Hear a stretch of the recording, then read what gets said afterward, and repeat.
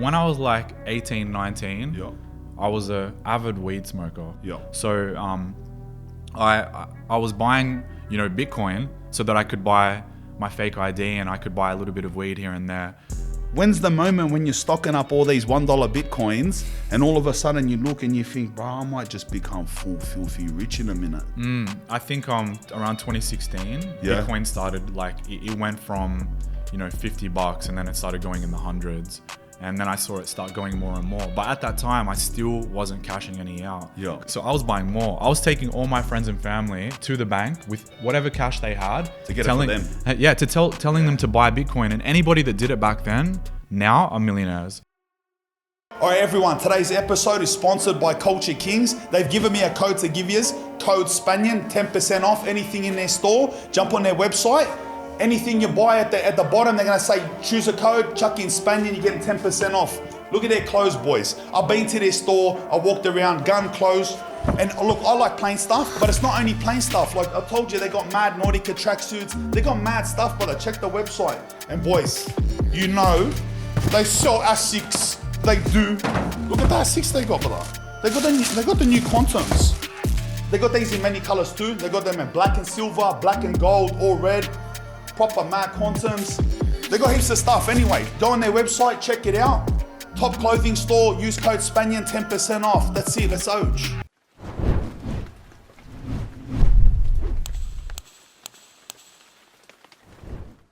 All right, everyone, welcome back to another episode of The Search. Let's ouch. Today's guest is an entrepreneur with a background in artist management, cryptocurrency and investing. Originally from Sydney, he got his start throwing music festivals at the age of 16, which made him a millionaire. Bro, what? While still in high school. He went on to create a management agency, working with a handful of musicians, signing one of the largest American record deals any Australian artist has secured, listing him in the Forbes magazine. He was an early investor in stocks and cryptocurrency, listed by Binance as the top 250 traders in the world, and now lives in Dubai with an extensive luxury car collection and one of the most expensive penthouses in Dubai. He goes by the name of Julian Petroulas. Welcome to The Search, brother. Thank you. What an intro. How are ya? I'm good, what bro. What an intro, brother. What an intro. What is this? Who are you, brother? Oh my God. Is all of that true? That's all true. All right, yeah. well, far out. Let's get into this. Where are you from? Born and raised in Sydney, yeah. Yep. Yep. I grew up here, born to a single parent. You're the same, right? Yep. You're born and raised here. Yep, Yeah. So born and raised here, born in Camperdown. Camperdown. Yeah. Hey, so I grew up in Stanmore. Yeah, hectic. And yeah, I was born to a single parent. Not the best circumstances as I was growing up. So, single parent. My dad never had a mum, and we grew up on and off Centrelink. For international viewers, that's welfare. Yep. Yeah, and yeah, bro, like that's basically how it all began. Yeah, really. Yeah, far out. And what's this, bro? You started music festivals. Where'd you go to school? Yeah, so I got expelled from school, so I don't really want to give them any credit. Yeah. But look, my living situation when I was a young kid, like I got into a little bit of trouble, and so when I was younger, I was running around with the wrong people and doing the wrong stuff, and as that was all happening, I had like a awakening, and I was like, okay, now I need to change this. I need to do something else. So I started doing music, bro. I started making my own music. I was around 13, 14 years old. Really? Yeah. What year was this? This was like Early 2000s then? Yeah, early 2000s. Yep. So I started making my own music, and I started posting my music on a website called MySpace. You heard of it? Yeah. So Never had one. I was in jail, but I heard of it. It's like Facebook. Yeah, exactly. Yeah, it's like Facebook, Before Facebook, Before had a Facebook. few years. Making music on what? What do you mean? Like on a MacBook? On? I was doing like singing and rapping and all this stuff. Yep. So I was posting this music on MySpace. I was so young, bro. I was 13, 14, but it started gaining traction. Yeah, so really? within Sydney, I started growing a little bit, and I started growing a following on this website. And so I started actually being able to monetize the music that I was making, and then that changed everything for me. So How? Well, I mean, we didn't have the best living situation, right? So we didn't have any money. I didn't have anything. And all of a sudden, now with this MySpace page that was growing, I was able to make money off iTunes because the songs were getting traction. And then I was monetizing like, every single follower that was coming to my page, I was trying to figure out how to make money off them. Yeah. So I went from being in a really bad situation to now being around 14 years old, and I was making like 30,000 a month. No way. Yeah, back then, which is with inflation, it's a little different. That's now. crazy. Yeah, I didn't even know people were making money like off social media things back then. Yeah, that's crazy you were doing that at that age. It was hard because the only way you could do it was iTunes, and it just started. Yeah. So I was trying to figure out how could I, like every time I was getting a friend request, I would always message that person on my MySpace page and try and get them to buy something, whether it was a song or something else. Usually it was young girls, right? Yeah. So I would ask them like, hey, can you go to this website and do this thing? And then it would turn into like $1. Yeah. And if you had like 5,000 friend Yeah. requests, you Yeah. could somehow monetize it. Yeah, that's crazy. So then, yeah, that's what happened. So people are sending you friend requests and getting hustled instantly. Yeah. Hustled in a good way though.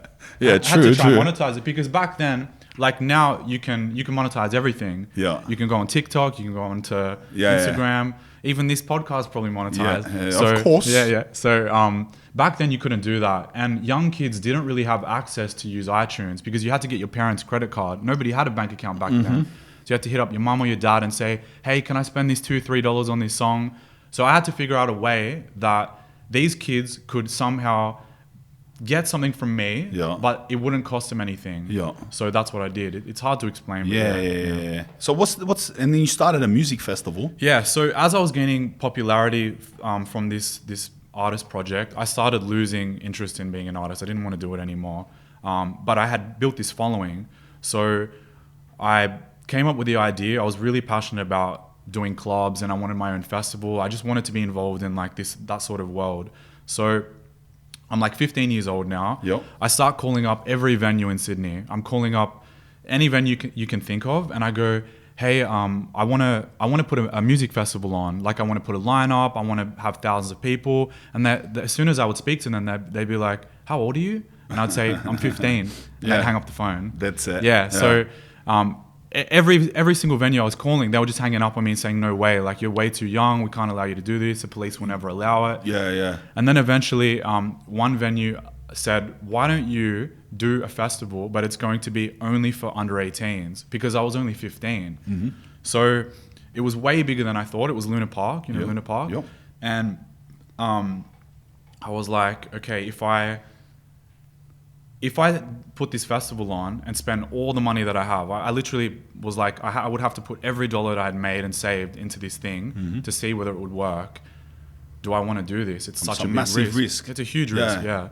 So I don't know how. I guess when you're young, you don't really think so much. So I decided to do it. I put every single dollar on the line. I booked a lineup of all the biggest DJs in the country at the time, and put it on sale, and a few days later it sold out. So that was the intro. What type of music festival was it? Dance or hip hop? It was a mixture. The first one that I ever did, it was like hip hop and EDM was just starting. Oh really? Yeah. Yeah, it was the time when like EDM music just started, electronic music just started. It wasn't big before that. Before that, it was like, I don't even know what was before that. Hip-hop, mainly hip hop. Yeah. So now this new wave of music is coming in, and all these DJs are becoming bigger than singers. Yeah. So it was like a wave that I caught on at the right time. That's crazy, bro. Yeah. That's mental. And so what? You full end up becoming a millionaire because of it? Yeah. Well, I ended up doing like I would do one every school holidays, and I did these for a few years. So I did one every school holidays. I started stepping up the venues, going bigger and bigger. Then I ended up going to Queensland, and so you were you just putting it out to your circle in MySpace? Initially, yes, but then we built the brand on the name of the festival, and then that started growing, and then that was like a household name to kids within the country. It became the number one, the biggest under 18s festival in Australia. That's crazy, brother. And it says that fucking you ended up losing. Yeah. You just went crazy, or you end up losing all the money. Yeah. So you made a full meal. Yeah. In high school doing this stuff. Yeah. And what happened? So I did these festivals, right? And I'm making a lot of money, but I'm so young. I'm like 16 years old. I don't have guidance. I don't have the right parenting. But that's crazy. What would you do? Where are you living still while you're doing this? Still living with your mum? I was with my dad. Yeah. So when the festival first took off, I was still living with him. But then as it started generating a lot of money, like I was like, okay, I need to be independent now. As soon as I moved out, that's when everything went downhill. Yeah. Because I really I was on my own. never had the right parenting, never had the right guidance. Yeah. You now are so young, bro. You think that you're the man because you're 15, 16 years old and everything you've done has worked. Yeah. Now, like this brand was famous in Sydney, so it all got to my head. And so I started going crazy. I was partying 7 nights a week and just making the wrong moves. I invested in the worst things possible. And then by the time I was like 18, 19, with everything had gone right, within one night, bro, I lost everything. Everything. I had no money left. Zero. Tell me, brother. Explain. Yeah, so I don't know. I kind of just was partying every night. I was drinking a lot, and then I started getting into gambling. Yeah. And so gambling. Gambling was a big one. Yeah. I started doing crazy bets. Like, you know, it started out where one of my close friends, he became a professional gambler. He was actually making money. Oh, really? Every month, paying his rent and his bills. And Gamble I was like, on what? just online casinos and things like that. That's yeah, it. sports betting, all this stuff. People can make money on online casinos? I mean, very rarely? I don't think you can, but that's the... I thought they were just rorts, bro. I thought they were just straight video games. But back then you could, like sports betting, right? Let's say you want to bet on basketball or something like that. If you make the right choice, you might win. Yeah. But over time, bro, you're always going to lose. So anyway, I saw him. He was doing the gambling, and I got kind of motivated. I was like, damn, this guy's making so much money. He's never losing. Yeah. So I started. First month, I made 20K, then 50K, 100K, 200K. I wasn't losing. And so because I started betting like larger and larger amounts. Were you just following him? No, I started doing my own thing. Because I was winning, I thought I was like, I thought I knew what I was doing. So you had the juice then. But this is the thing. They say like when you first walk into a casino, you always have that luck, right? Yeah. You always win in the beginning, and that's how it goes. And then eventually, if you keep going, you end up losing. So by the end, bro, like I remember one night I ended up betting like 500K and then lost it in 5 minutes. And then the next time, all the money I had within one night was gone. That's crazy, bro. So I had to wake up the next day. I was a millionaire the last few years. And you woke up like what? Just with enough to get by for a month or two? I had 10 grand left. 10 grand. 10 grand in cash left from the And you would have been living, so you would have been living now above your means, so your rent, everything, you would have to move out the house. My lifestyle was built because, you know, I've built up this lifestyle. My rent was insane. Next day I woke up, they're like... Where were you living then? I was in the city. In the city, yeah. So up in some unit, in a tower or something. I had an apartment in the city. So you're straight out of there? Yeah, bro. No, I wasn't. So I got all these bills the next day. It was like, this rent's due, these bills are due, all this stuff is due. And I was like, okay, I've got 1 month basically to figure out what I'm going to do. Yeah. And the pressure and everything that was hitting me at that time, like all the people that were around me and just how I was feeling, it was like the worst depression you could possibly go through. You're so young as well, so you don't really even understand how to deal with it all. You don't understand who you even are. Like I'm 18, 19 years old. Yeah. So I had 10 grand left. I didn't even think about it. I booked a ticket and just went straight to New York. To New York. Yeah. And I was like, okay, if I don't make something happen here, like, I'm done. I've now lived this life. So how old are you here right now? Now I'm like 19. All right. I'm 19 years old. I've just flown to New York. So you're going to New York on a mission? Yep. On a mission. I had 10K. The ticket was around 1,000. Yep. And then I remember like rents back then, and now they're probably even crazier, but my rent just for like a 2-bedroom apartment, I had to pay for my room. It was like 3,500. Then I had to pay the deposit. So that's like 7 grand now, right? Yeah. So now I've got $2,000 left. Yeah. And if I don't pay my rent next month, I'm done. I'm broke. I'm homeless. Yeah. So I used that moment of like being in sheer desperation as like I needed to come out of that. So every single night, bro, I was just staying awake thinking of like, what can I do? What can I come up with to come out of this? And what are you when you're over there, are you music minded? No. So this whole, I'm going to be a rapper, singer for a little bit, to I'm going to be a music host or the festival. You sucked that idea. You're in New York. So when I moved over, the festival still had a name, but I didn't have any more money to put it on. And in the meantime, I was getting offers to sell it. So I still had like that little safety note of like, maybe I could sell it, maybe I shouldn't.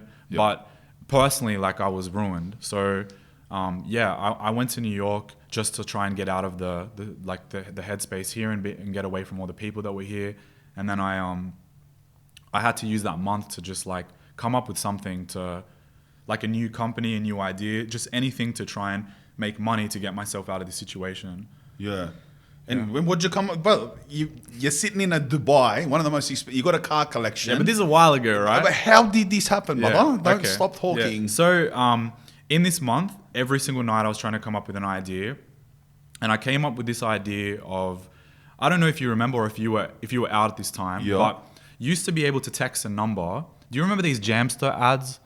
Like, Never heard of it. So there was like these ads on TV, and you could like text a number and you'd buy ringtones, because this is before. I do remember that. Yeah, you know what I'm saying? I do remember that. Like a popular song on video hits would be a ringtone, and you text the number, they text you the ringtone. Yeah, you'd get it for a ringtone. Yeah. So basically, because I'd worked in music, I'd had these festivals, I was working with all these celebrities, I was trying to figure out how I could like tie it in, or what I could do. It was the only expertise that I had, which was music, celebrities. Yep.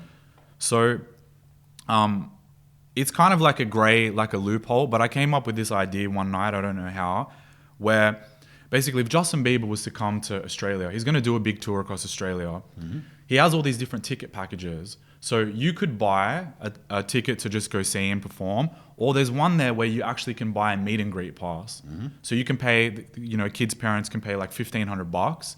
Now they spend this money, and now they can go backstage and take a picture with Justin Bieber. Yep.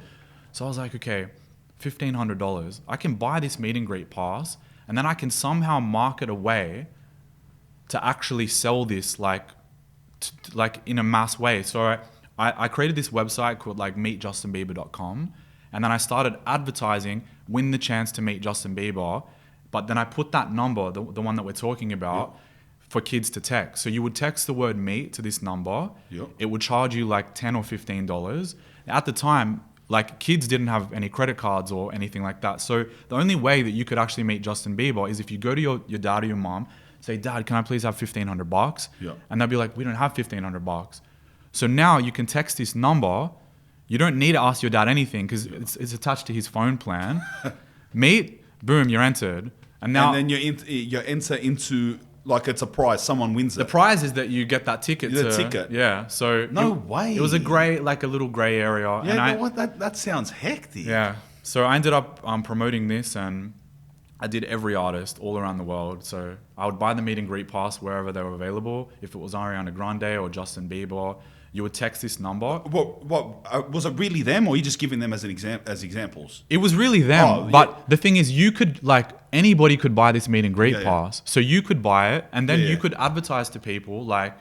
No, I mean, like, I know it's really them. I know you weren't doing a raw, but I mean, were you actually doing it with Justin Bieber? Or because Ariana Grande wasn't around, or are you just chucking those names out? No, I was. Like, these are So at the time, like, it was Justin Bieber, it was like Miley Cyrus, all these people that were big at the time. Yeah. Ariana Grande, I think I did her as well. Oh, did you? Yeah. Whatever was going to make money. Such a hectic idea. Yeah. So that ended up. And how did, I can imagine how many people would have texted. So how many people would you need? 100 people, and you've got the ticket paid for? Oh, straight away, yeah. But you would start. How much would you get from each? So would you end up buying bunches of tickets or just one? You just need one. You just need one. Yeah. So even when you started making money, you wouldn't at least get sick. You just one person wins. Well, at the time, I would do one, and then like maybe later on, I would sometimes do like runner-up prizes and different tickets and things, and then cash prizes. That's crazy. It essentially was a lottery, and you needed like a lottery license. So imagine how many kids would have rang up a few times. There was a lot of girls, bro. There was a lot of girls. Like some girls spent like $60,000-$70,000 on their dad's like. But the thing is, when the dad would call up the phone provider, because you could call up Vodafone and Optus, they would immediately refund them. Yeah, they would. Because it was your kid done it. Yeah. There's good laws here to protect like the consumer laws, whatever they're called. That's crazy, bro. Yeah. So you're doing this from America? Yep, in America. So I did it in America. You're making a full killing now? Yeah, now I'm back on my feet, and that company ended up doing so well that I ended up selling it like maybe a year later. Yeah. And then when I sold that, that's when things went in a different direction, and I started a management agency. Yeah. So tell me about that. Yeah. So because I'm now out of this business, the SMS stuff, I had to sign a contract saying I couldn't be in that world anymore. Yep. It was like a non-compete. So I actually ended up hitting up a lot of the artists that I was booking for the festivals, and I was like, "You don't have managers? Let me manage you."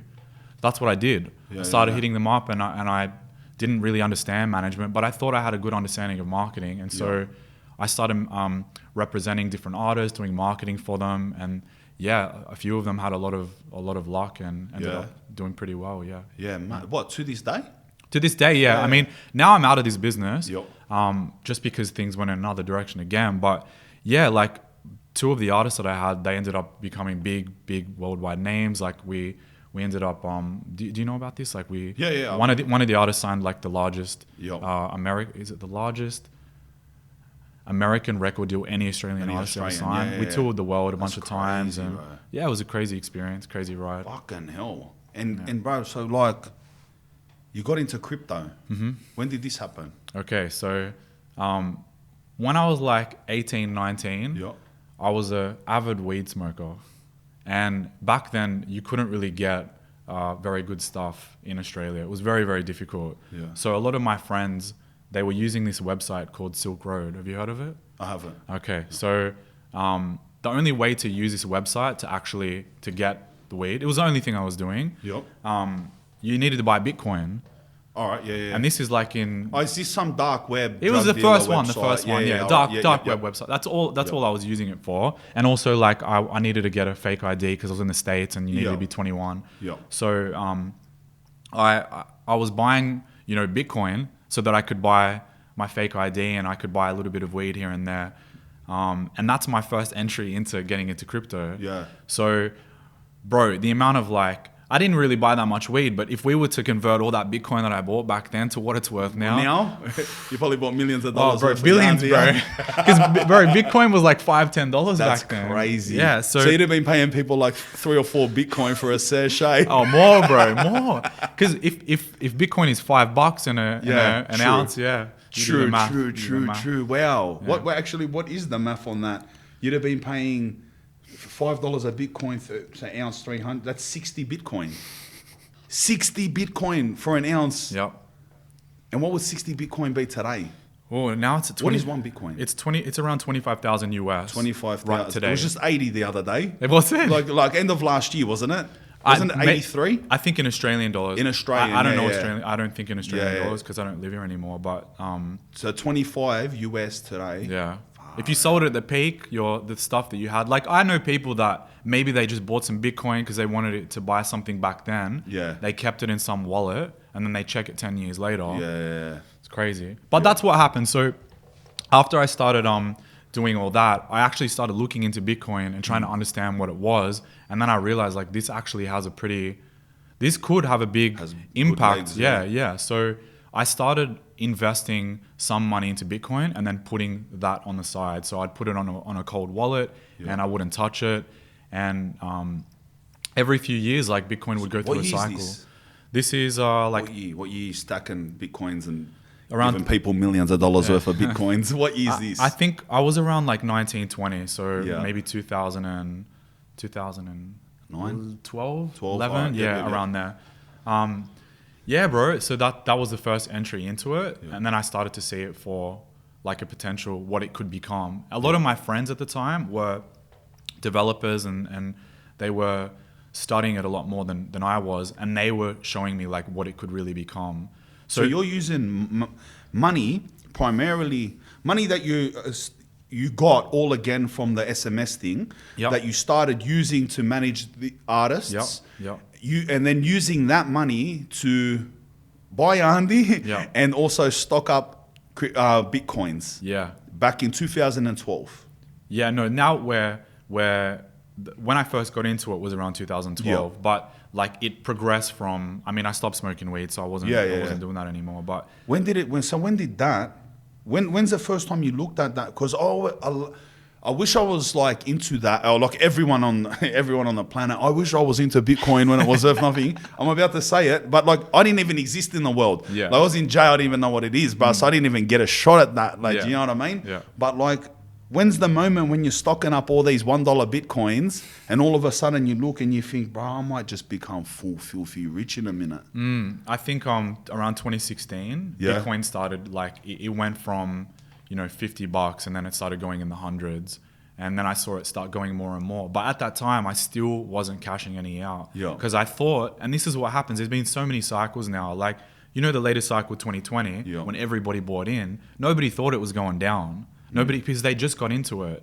So 2016, I was in that same mindset. Like, this is going to take over the world. Everybody's going to start using it. Yeah.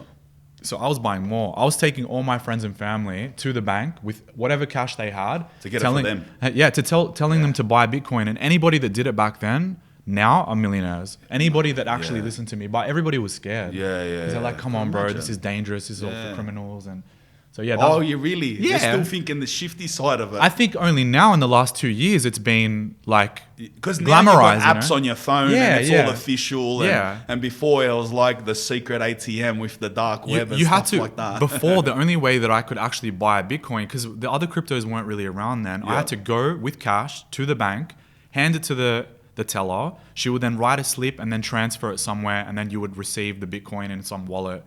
There wasn't, you couldn't buy it online. It's changed a lot now. That's crazy.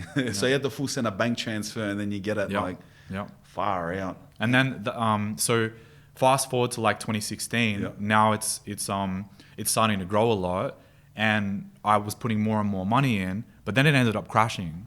So in 2016, Bitcoin reached around $1,000, and then it dropped. And so I think actually it wasn't 2016, it was like 2015 around then. So yeah, that happened, and then you had to wait till the next cycle, and the next cycle was 2017. 2017. That's the real big time with crypto. Like, people think that it was 2020 when everything, NFTs went crazy, and it did. It went like a lot of people made a lot of money, but give me some ballpark numbers here. Yeah. Because Binance listed you as top 250 traders. With a trading volume of $1 billion. So that's already out there, brother. So give me some rough ballpark figures, bro, when you're hitting these yarns. 2017, like, you've been a millionaire all right, already when you're a teenager. Are you in 2017 well beyond a millionaire? 2017 was the first, like, that's when it started changing. So 2017, at the very start of the year, I had a few $1 million saved. I was making money with the music management stuff. And I decided to just pretty much go all into the new cryptos that were coming, which was Ethereum. Ethereum had just launched like the year before, a year and a half before that. And Ethereum was at like $5. So I ended up buying a lot of Ethereum, and then looking into all these other cryptos.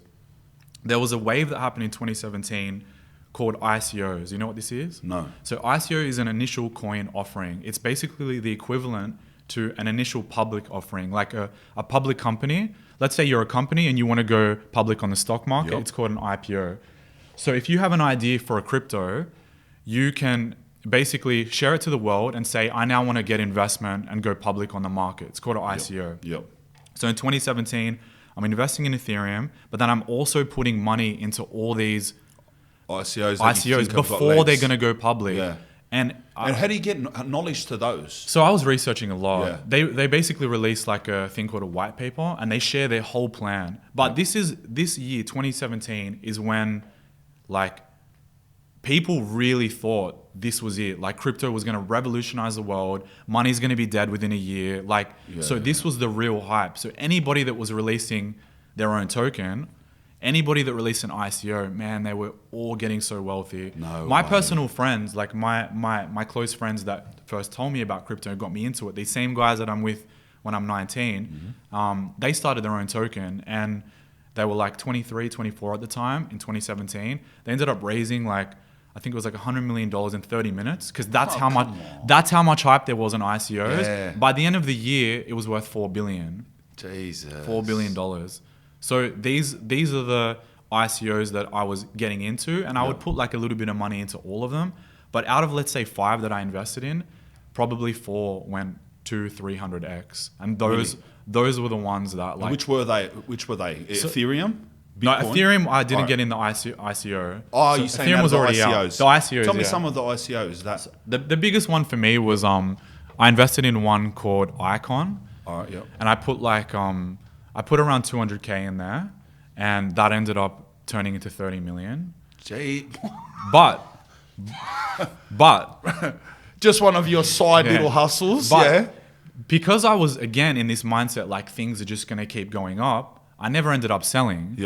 And then 2018, things crashed. But I still had the other ones, right? Yeah. So I ended up, the biggest ones that I invested in, there was one called Populous, doesn't exist anymore. Icon, not really doing so well anymore.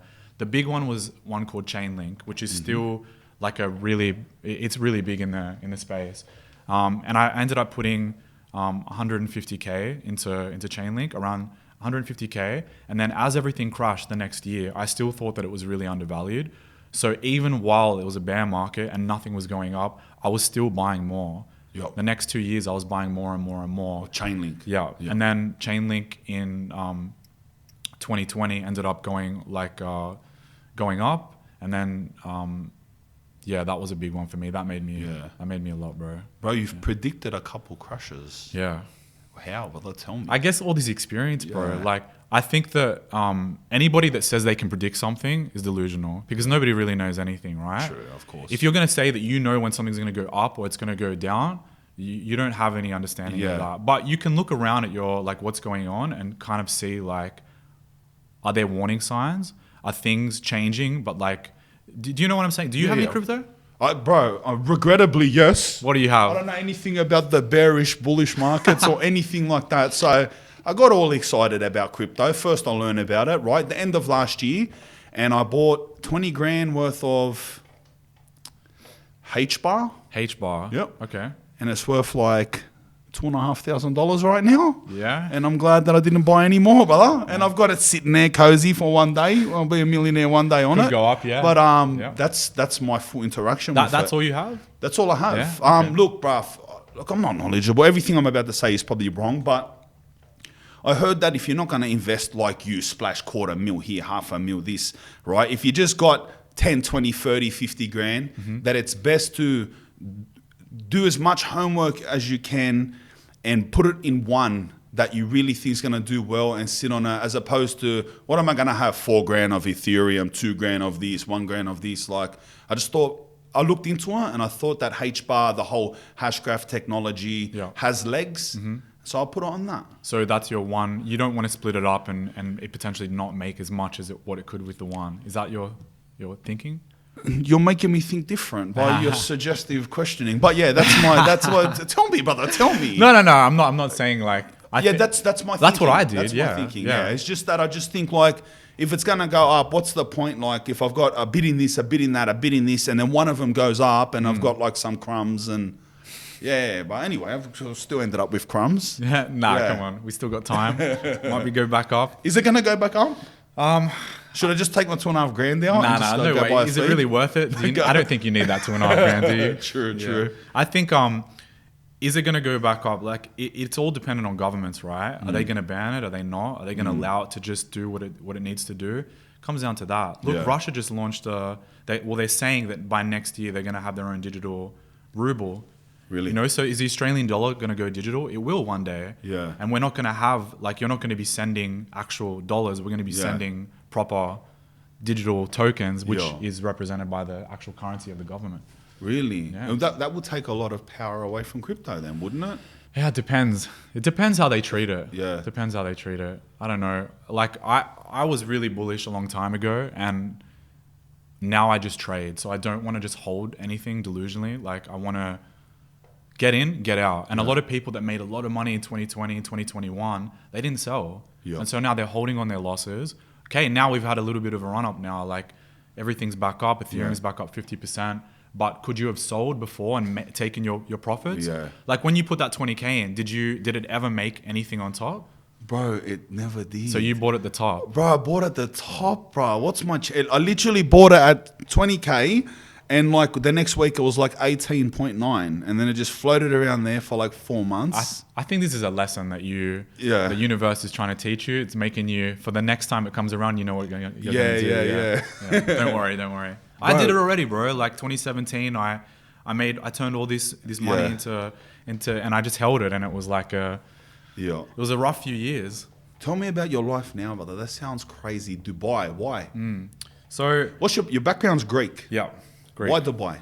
So I'd been traveling a lot, and I went to Dubai a bunch of times while I was traveling. And the most important thing is the business advantages. Do you know of them? I don't. Yeah. Okay. So Dubai is tax free. The UAE is totally tax free. So any money you earn is yours. Go away. Yeah. You didn't know this? No, I didn't. It's totally tax free. Believe it or not, all my business is done in Australia at this moment. Yeah. Nah, fair dinkum. It's tax free. Tax free, yeah. So you don't, any money that you make, it's yours. You obviously you have to live there. You have to have everything set up there. And then it's one of the cleanest, safest places in the world. So you could go into the absolute worst area in Dubai at 3 a.m. with $10 million worth of jewelry, and no one's even going to look at you. That's crazy. That's a difference. And tell me why? So how long have you lived there? Do you know about what? About the place well, or you just? Yeah, I guess I do. Why is it the safest? Is it the safest because everybody's so happy and everybody's so rich, or is it the safest because they're full strict Muslims, and if someone touches your stuff, they get their head cut off? I wouldn't say so, because I think that there's more freedom in Dubai than there is in Australia. Yeah. Like in Australia, like in Dubai, I've never seen an RBT in the 5 years that I've been there. Not once. No way. Police are not on the streets looking for things. In other countries, they're actually trying to find things to do, you know? In Dubai, they're only going when there's some sort of issue. So I've never felt more freedom there, like to do anything that I want. And you kind of live within your own bubble, because there's a 10 million person population in the whole country, but only around 400,000 are the local Arabs. So 9.6 million people are from other countries. Dead set. Yeah, it's a foreign place. It's a Western place now. The number one language, or the main language, is English. Intentionally, right? Yeah. They built it with this intention. It's only 50 years old. Yeah. Dubai's 50 years old. It was just a full-blown desert before that. Yeah. In 20 years, the progression has been crazy. So, it's safe, it's clean, it's modern. Like, you can just live a good quality life there. And it's also close to everything. So you're right in the center of the whole world, you know? Yeah. Within 10 minutes, you go to the airport. Right. Within 10 minutes, you're in the airport, because that's how they built the city. You hop on an Emirates plane, you go to anywhere. Anywhere. Yeah, it really is. It's even the Australian stopover to go pretty much anywhere. Are you going Emirates, bro?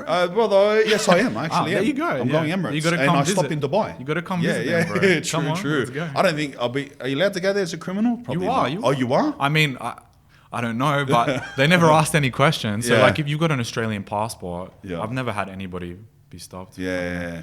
That sounds mental. And I would say, like, it makes me think then the society definitely would cater well for the people with a lot of money. Yeah. Money's going to be a big thing there then. I can imagine if there's no tax, it'd be all the people who done well from all over the world, and they kick them, and it'd just be full of that. Well, in the last 2 years, like, everybody that became a crypto millionaire, like especially the young people, moved to Dubai. Yeah. So you had COVID come, right? And the lockdowns were everywhere. The restrictions were crazy. Yeah. Europe was like the worst that got hit. And so many Europeans were like, why am I paying 50% plus tax to live here, to be told what to do when I can't go anywhere? I've got all these curfews. So many Europeans came to Dubai in this time. And then now, in the most recent situation, the Russia-Ukraine, so many of these... So you were there? Yeah, I was there. You were there what? When the war started? Yeah, when it broke out. Where were you? I was in Russia. Yeah. That's crazy. I was in a city called St. Petersburg in Russia. St. Petersburg, yeah. Probably my favorite city. Big eventful war city in World War II, St. Petersburg. Exactly, yeah. It's my favorite city in the world, actually. Is it? Yeah. And I don't want to get involved in politics. I heard Russia's hectic. It's probably my favorite country. Bro, I heard it's hectic. I know everyone's like, we go Russia. I heard it's hectic, bro. It's sick. Yeah, when I seen, because I watch on YouTube, like, people go up and ask, right? They don't care about that stuff. You know, the stuff the young, like, the young people in Russia, they don't care about that stuff. They don't like wars. They're not angry at the world. We think Russians are angry at the world because we see their Putin and that. When you ask them, they're like, nah, like, we don't care about that stuff. They don't even dislike America. Russian youth don't even dislike America, bro. That's a spin out, you know? I was just there now, like maybe a month ago. So after the war, I wanted to go back because I have a lot of friends and things there. So I went back and I'm going to get a coffee, and they're like, where are you from? And I was like, oh, I'm from Australia. Immediately they start telling me like how much they don't like the war, and like they're saying all this stuff like to me in person. I didn't want to get involved in it because I'm in this foreign place, but just people that they're not what the media is portraying is not what people really think they're like. A lot of people are getting too involved in politics, not realizing 100%. These guys don't have any say in anything. It's just a normal population of people. It's probably the same thing with that. If you'd go and you'd learn about China too. You've probably been there, but I imagine the same thing with China. You know, you ask the Chinese people, they're like, go away. Maybe, What are you talking about, politics? You know what I mean? Yeah, they don't have any choice, right? But at the same time, is Russia, is it in a different way? Is it scary? knowing like the people that run it, like they're full gangsters. They are straight out. You know what I mean? Is there? Do you ever have a fear? But they're gangsters. But who isn't, like, you know, in the world of politics? Yeah, we just true. It's sugar coated everywhere, so we think something else. As if the FBI aren't gangsters, eh? Who knows? Yeah. I think the people there are generally more colder than other countries, right? Just in general. And in like Australians are very friendly, polite. Like when you first meet them, they're very warm. In Russia, it's the opposite. But when you really peel them back, they're some of the warmest, most kindest people ever. Just because of how they're raised and the climate, it's super cold there. They have this cold shell. But when you actually, you know, unlock it, like they're some of the nicest people, bro. So nobody cares about politics there. The ones that I've spoken to, the younger generation. That's your favorite place, St. Petersburg, bro. Yeah. You would have been mad places in the world then. I've traveled a lot, yeah. What's your second favorite place? Bro, I like every place for what it is. Like, I think every place has good and bad, but I like Japan. Yeah, you like Japan? Sick. Yeah, you got to visit that one day. Yeah, when you can. Yeah. I think I'm going to go there next week. Oh yeah? Yeah. No way. Yeah. Next week. Yeah. Relax. And then the week after, where are you? What about Greece? You're Greek. Yeah. So many people I talk to, their favorite place they've ever been to is Greece, the Greek islands. I've been there too many times, bro. So you're sick of it? I'm sick of it, yeah. Now, haven't you seen, like, everybody that I follow, their whole summer has just been in Mykonos. Yeah. I've already done all that it's shit, a bit bro. fresh, though. Yeah, I don't care about that anymore. It's just like... And also, you go there right now to Mykonos, I bet you every person you know is probably from just down the road. Yeah, probably. Yeah, so I don't want to go there and see all the same people doing the same shit. I want new experiences, bro. Like, when you've done this same route of, like, destinations, the most popular places, you want to go experience something else. I think it's better. Me and my assistant, we just went to Brazil. That place was sick. Did you? Sick. So dangerous, but fucking sick. Rio? We went to Sao Paulo and Rio. Sao Paulo, yeah. Very sketchy. Heard that Rio, my mate, he goes, the best, it's so funny, bro. He said nearly what you said then. He said the best, his favorite place he's ever been is Rio, but he said it actually is dangerous. Yeah. It actually is, like, it feels dangerous. He said this is what he said. He goes, when it gets dark, people come down from the hills and they look dangerous and they look at you with a dangerous look, like you need to get off the streets. Yeah. You know, like when I've gone traveling and I've spoken to people in dangerous countries, like I've gone to Colombia, right? Yeah. And I ask everybody, is it dangerous here? Because a lot of people say that it is. You know, maybe 90% of people go, come on, it's not dangerous. You know, that's just all media and stuff like that. They always try to, like, portray their country in a good light. When I went to Brazil, every single person asked that question said, no, it's fucking dangerous. Be careful. Even they ask you, even every the people person. there. Every person I spoke to, whether they were young or old, doesn't matter their ethnicity. They had all had some experience, whether they've been in a carjacking or they've had their phone snatched. Fair income, bro. But what the crime is now, it's just like, it's petty crime. So if you're holding your phone, walking down the street, a bunch of 12-year-olds are just going to try and pull it from you. And if you chase them, there's maybe like somebody waiting. It's not really serious crime, but maybe we look, if you let your possessions just freely get taken, you wouldn't have an issue. Exactly. If you're a hero, then they'll take it next year. You might be all right. Who knows? Maybe. I've got a lot of good snap kicks. Snap kick a bunch of 12-year-olds around Rio. I wouldn't recommend it. No, I wouldn't either, brother. I'm joking, brother. I'll be singing for us, the security, brother. Can I talk about your cars? I don't even have that many cars, bro. How many cars you got? I've got 3. Oh, you got 3 cars? Do you own a Japanese car? Japanese car? No. Why? Nah, I don't know. Are you too rich for a Japanese car? I'm Do you not like Japanese cars? I'm not a car fanatic, bro. Nah. What's your favorite car, bro? Whoa, favorite car. I don't have this car, but I want to get the Maybach, the SUV. Maybach SUV? You know this car? I do. Man, I sat in that car, bro. That car is insane. Really? So I've got now a Cullinan, Ghost.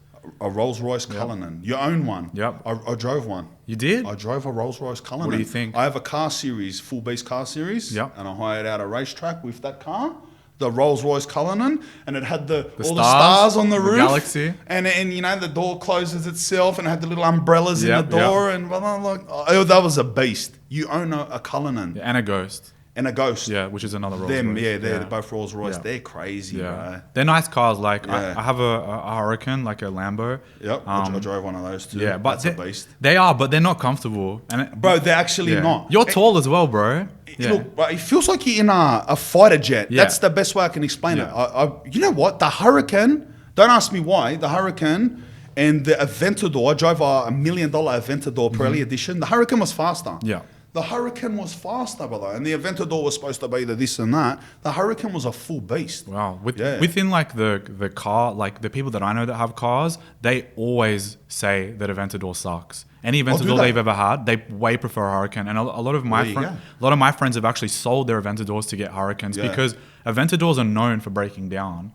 Like, yeah, they always have problems. And especially in the Middle East when it's so hot, like they're going to break down more than a Hurricane. But they're so small, bro. And like, I swear my posture is fucked from just driving that car around. And bro, to be honest, in Dubai, you wouldn't even feel that special. Nah, you don't. You don't. It's like at least here in Sydney, you're all squished up and this and that, but everyone's looking at you and you're like, yeah, whoa. I barely in Dubai, it's just a Civic, brother. Bro, I never. Every second person. I haven't seen like many crazy cars here, and even in other cities. Like if you go to London, every fucking person has like a Cullinan. I saw more Cullinans in London than I did in Dubai.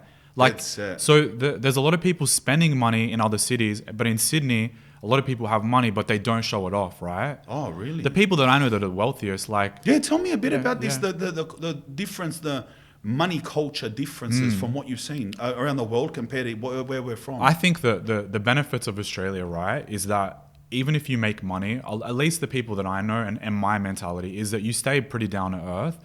You stay humble. You don't flex it too hard. Yeah. Whereas when you're in Dubai, and let's say that you become successful, because everybody you see is wearing designer, everybody you see is coming out of a luxury car. Yeah. It changes your whole mentality. So you may start to get caught up in that, and then you need to always have these things in order to feel like you're fitting in. But in Australia, like I know billionaires, you would think they're homeless from the way that they dress, the cars that they have. The only way you know is you go to their house, and that's the mentality here. You know what? It's just to go on with that, bro. I done this thing on my Instagram, like a couple. Not this thing. It was just in my stories, bro. But I noticed like when you go to in the suburbs here, suburbs we know as poor suburbs, right? So the inner west or the greater west of Sydney or whatever. And you go into areas that look poor, and you see the cars, right? You see AMGs. You see like, you know, Skylines, rare Skylines, cars that are done off their head. And then you go to Double Bay, Bellevue Hill, this and that, and you go through the streets. Don't get me wrong, some people own toys, right? But the streets are full of Toyotas. Yeah, you're right. Holden Utes, dirty cars. And I made this thing and I was like, bro, I said, these people are smart. You know what I mean? They're smart. But there's not many countries that are like that. So that's There isn't? Like I love that about Australia. Yeah, Australia is one of the only. Yeah. I think Australia, maybe like Scandinavia, like Sweden. You go there, if you have a flashy car, the Swedish people told me like, you know, people look down on you. So I think it's the same in Australia, bro. And this can be like, how do I say it?